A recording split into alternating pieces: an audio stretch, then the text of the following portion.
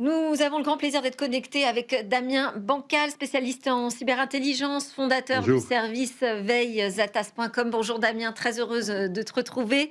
Bon alors toi, tu suis toutes les affaires de cyber attaques, de failles de données, tout ça. Donc on en a tellement à raconter sur 2025. Je voulais juste si tu pouvais nous donner ton point, ton regard sur la dernière cyberattaque qui a touché le ministère de l'Intérieur. Ce qui est complètement fou, c'est que c'est une cyberattaque comme il en existe des milliers. Sauf que là, effectivement, on a affaire à un ministère d'autant plus très important, avec, selon en tout cas les informations des enquêteurs, eh bien un internaute, voilà, une vingtaine d'années, qui trouve le moyen d'accéder à une boîte mail, à plusieurs boîtes mail, parce que des gens ont fait des erreurs. On est des humains. Mm. Et comme je ne cesse de le dire, le piratage informatique, c'est l'humain d'abord. Bon ben voilà, hein, c'est pas des génies, hein. Ils ont juste besoin d'avoir une chance une seule fois. Ouais, faut être persévérant en fait. Et je voulais aussi, voir avec toi comment l'intelligence artificielle changeait, le monde de la cyber, sécurité, de la cybercriminalité aussi. Est-ce que, tu dirais qu'aujourd'hui l'intelligence artificielle, c'est vraiment une amie, une alliée pour les pirates? Ce qui est certain, en tout cas, c'est que c'est un outil supplémentaire dans un râtelier qui n'avait pas besoin d'une nouvelle lame. Je m'explique. C'est qu'aujourd'hui, eh bien, je suis un pirate suisse ou un pirate chinois ou indien. Eh bien, l'IA va me permettre déjà de traduire correctement le contenu du message que je vais vouloir faire passer. Ensuite, et ça, on le voit avec les multiples intelligences artificielles proposées hein, à tout le monde, à toi, à nous, bref, on peut fabriquer aussi des outils de malveillance, d'espionnage, en tout cas, me permettre de remonter à des informations, moi, le malveillant. Et puis clairement, oui, ça agrège tellement d'informations, l'intelligence artificielle, que ça permet de coder, ça permet de créer des images. Il était hors de question, malheureusement, que ce genre de population ne l'exploite pas. On le voit très bien dans les deepfakes, hein, les fameuses vidéos truquées. On le voit dans la voix, on le voit dans les messages. C'est donc effectivement une nouvelle arme dans un râtelier qui est déjà très, très chargé.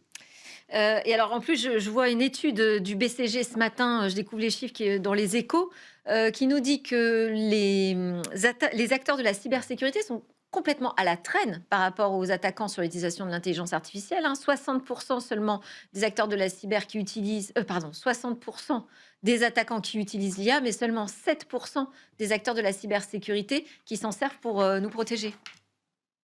Alors, c'est des chiffres qu'il faut quand même prendre avec des pincettes parce qu'il est très compliqué de savoir quel type de pirate informatique utilise vraiment l'IA. Ouais. Mais surtout, il y a un énorme détail très important, c'est que d'un côté, les 7%, ce sont des entreprises qui respectent la législation, la loi, qui respectent l'homme, qui respectent la donnée, et donc du coup, ils ne peuvent pas faire n'importe quoi. Mmh. Alors qu'un pirate informatique, il est dans son fauteuil, dans un coin, il se moque complètement de la loi et il prendra toutes les possibilités pour nuire à autrui. Et donc c'est pour ça qu'ils sont aussi nombreux. Ouais.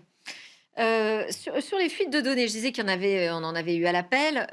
France Travail a quand même été pas mal, ciblé, cette année. Quel impact ça a aujourd'hui de se dire qu'on a autant de données disponibles sur le dark web, hein, sur tous les citoyens?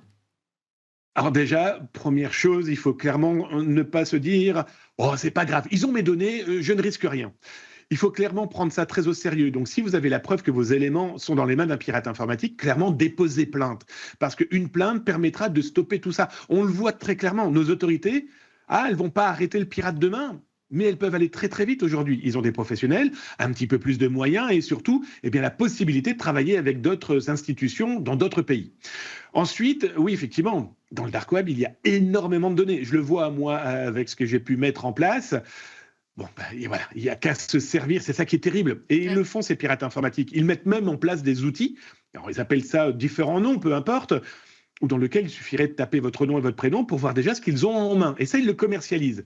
Il faut clairement se mettre dans sa tête que même moi, le particulier, je dois mettre une stratégie de cybersécurité. On en parle depuis des décennies. Mmh. Un mail différent partout où je m'inscris, un mot de passe différent, la double authentification indispensable. Et n'hésitez pas à dire non quand on vous réclame certaines informations. Alors bien sûr pas aux impôts, bien sûr pas à l'URSSAF, bien sûr pas à l'assurance maladie, mais au moins diffusez un minimum d'informations, rien que votre téléphone portable. Réfléchissez à ce que votre téléphone diffuse sans même que vous soyez au courant de ce qu'il est en train de diffuser. Ouais, mais ça devient de plus en plus difficile de résister, hein. Moi, je vois même en pharmacie, on a une pression incroyable aujourd'hui pour donner nos informations personnelles. Enfin, c'est complètement fou. Est-ce que la France est plus particulièrement vulnérable ou touchée? Ou alors c'est un Non. prisme, particulier que j'ai parce que je regarde en particulier ce qui se passe en France. Bah, on a clairement un prisme sur notre pays, ça paraît évident, mais non, non, malheureusement, rassurons-nous, c'est une façon de le dire, hein, non, ça impacte tous les pays et tout le monde. Bien sûr, nous, ça nous impacte d'autant plus parce que ça a pu toucher certaines entreprises quand même très importantes. On a vu des opérateurs, des grandes enseignes de la distribution, bien sûr, certains sites étatiques.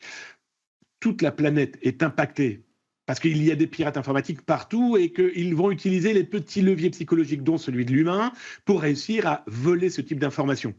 Alors n'oublions pas non plus que dans quelques mois, il y a des élections. Les municipales d'abord, ensuite Oui. les présidentielles. Que tous ces éléments-là aussi eh bien, nous mettent voilà, face à une triste réalité. Ça fait des décennies que j'alerte en disant, vous savez, les pirates informatiques, ils se servent dans nos données. Alors au départ, on disait c'est de la science-fiction, ensuite on disait oui, c'est assez rare. Après, voilà, non, non.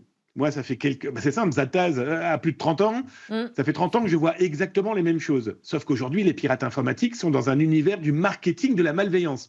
On en parlait ensemble il y a quelques temps. Voilà, le marketing de la malveillance, c'est qu'eux, aujourd'hui, ils ont besoin de communiquer pour vendre. Donc, s'ils veulent vendre, ils veulent trouver du client. Donc, ils en parlent plus. Donc, on le voit plus. Mais attention aux fausses annonces aussi. Merci beaucoup Damien Bancal. Je rappelle donc que vous, avez fondé le service de veille, zataz.com, qui est une déclinaison du zataz.com qui a plus de 30 ans, vous nous l'avez dit. Et je précise aussi que vous êtes à l'origine, d'un guide pratique sur la protection des données personnelles avec une édition là qui va sortir chez Que choisir, c'est ça? Oui, complètement. Bah là, chez vos marchands de journaux, si vous voulez Eh ben tout super. savoir sur comment protéger vos données, bah allez-y. Eh ben, Merci. on ne peut que vous encourager. Merci beaucoup Damien Bancal. C'est l'heure de notre culture cyber. Cette fois, on va s'intéresser à la fraude pharmaceutique.